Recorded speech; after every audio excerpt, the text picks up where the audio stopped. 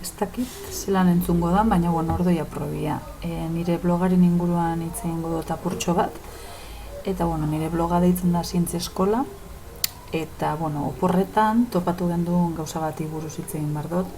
Eskola zahar baten topatu gendu zen, honek argazkian ikusten dian kubo honek.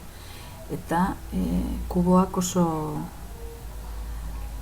pixkatxo bat apurtuta zeren ja, baina nahiko egoera honian zeren. Eta oso kuriosoa zen, ze lehengo eskola txiki batekoa zen, gutxienez igual 40 urte edukiko dabez, eta ikusten duzu moduan hemen argazkitxetan jartzen dau medio dekalitro, doble litro, litro, eta hango herriko gizon batek esan zuzkun, honek erabiltzen zebela lehen eskoletan eta berari behintzat edukiako lan esplikau zotela, eta orduen ingendu zen pruebak.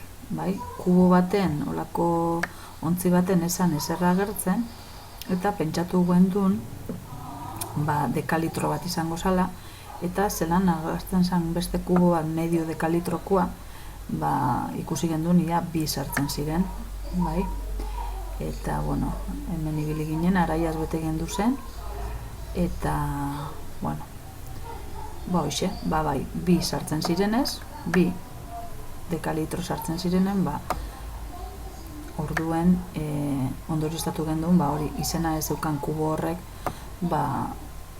dekalitro bat izango zala. Eta, gero, hemen agertzen da, pixkatxo bat berago, bideo bat grabatu genduena, beste konprobaketa batzuk egiten, eta oso gauza kuriosoa pentsauiako nau, eta niri batez be oso interesantea, ontzi honek, ze, matematikak horrelan ikustu dutu beto ulertzen dira. Orain entzungo dut egia dana ondo ez den da. Gero arte, hurrengora arte.